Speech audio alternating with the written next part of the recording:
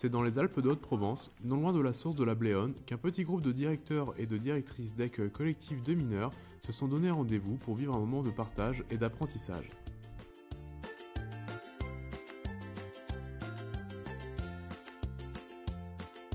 Conformément aux exigences réglementaires de leur secteur d'activité, le groupe est guidé par Olivier Chaperon, guide accompagnateur de moyenne montagne, diplômé d'État.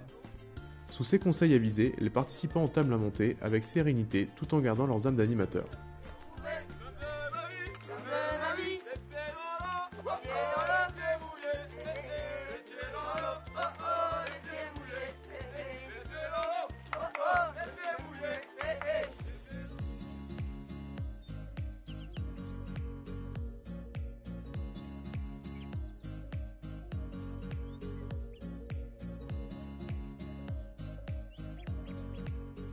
Après 3 heures d'effort, les directeurs et directrices atteignent enfin le refuge à 2000 mètres d'altitude et se laissent gagner par la magie du lieu.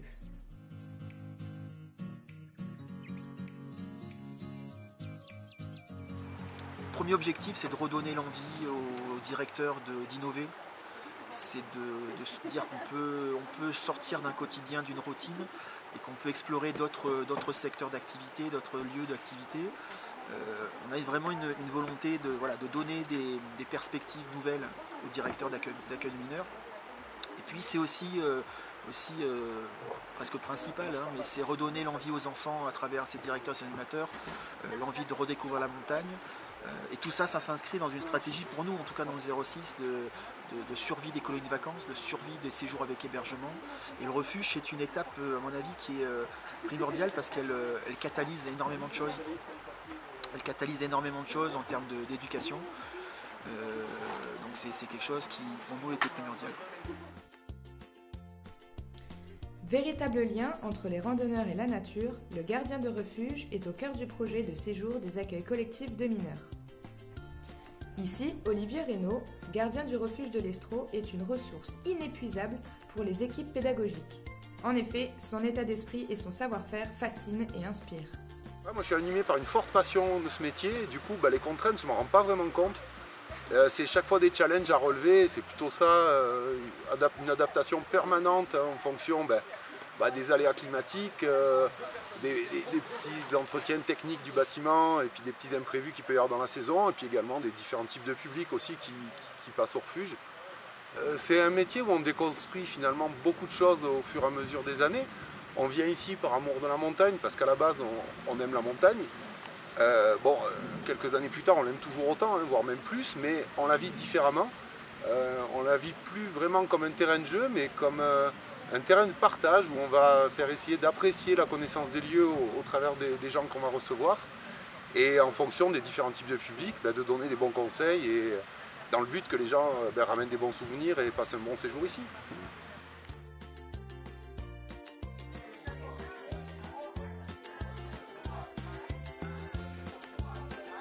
Par sa nature atypique et ses contraintes, la vie quotidienne en refuge pousse ses hôtes à développer particulièrement la socialisation. Après quelques sensibilisations à sa maîtrise, le refuge et son environnement deviennent un terrain de jeu sans limite pour les animateurs. Au programme de ce stage, réveil musculaire, découverte de la faune, de la flore, jeux coopératifs, land art, light painting, sans oublier le travail sur les sens. L'idée, c'est de leur donner plein d'outils, de la méthode et des réflexions sur ce qu'ils peuvent mettre en place. L'objectif, c'est vraiment qu'ils soient indépendants. Donc à la fin, on est en train de terminer le stage là, et à la fin, on va leur poser la question, est-ce que vous avez encore un dernier truc? Parce que demain, vous y allez. Et si vous manque une question, c'est maintenant pour que vraiment on ait couvert tout et qu'on soit sûr qu'ils soient absolument autonomes. Et on sera là pour les accompagner aussi après.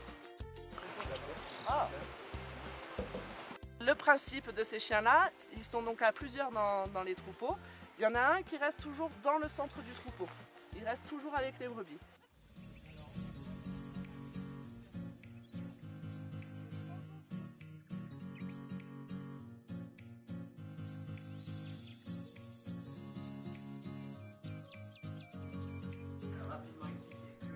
Afin d'apprivoiser au mieux les différentes facettes que nous offre la montagne, des temps de réflexion autour des aspects réglementaires, pédagogiques et éducatifs sont proposés aux directeurs. À votre avis, quel âge vraiment l'enfant va développer un maximum de diversité dans les acquisitions motrices. Alors ça, c'est peut-être le terme technique. Voilà, peut-être les 10, 11, 14 et quelques sa température corporelle. D'accord, donc là on est dans un aspect physiologique. C'est bon pour gagner. Il y a voté à accepter la décision majoritaire. Est-ce qu'on pourrait ici faire voter les gamins sur quoi? Ce stage interdépartemental, c'est avant tout le fruit de rencontres entre les acteurs éducatifs de la montagne, les institutionnels et les stagiaires.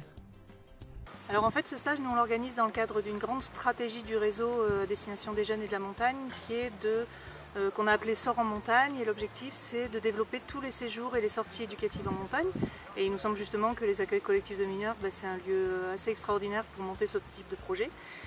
Et comme les animateurs et les directeurs n'ont pas forcément une culture de la montagne ou n'osent pas aller en montagne, tout notre travail c'est de casser un peu cette barrière-là et donc de les former, de les informer, de les accompagner pour monter des projets pédagogiques en montagne. Parce que ça permet de vivre des moments privilégiés, notamment la nuit en montagne avec toutes les peurs qu'il peut y avoir et tout ça. Le matin aussi qui est un moment privilégié parce qu'il se passe des choses, c'est le lever du jour et tout ça. Le réveil de toute la vie en montagne, et voilà, c'est des moments qu'on n'aurait pas si on n'avait pas cet outil refuge.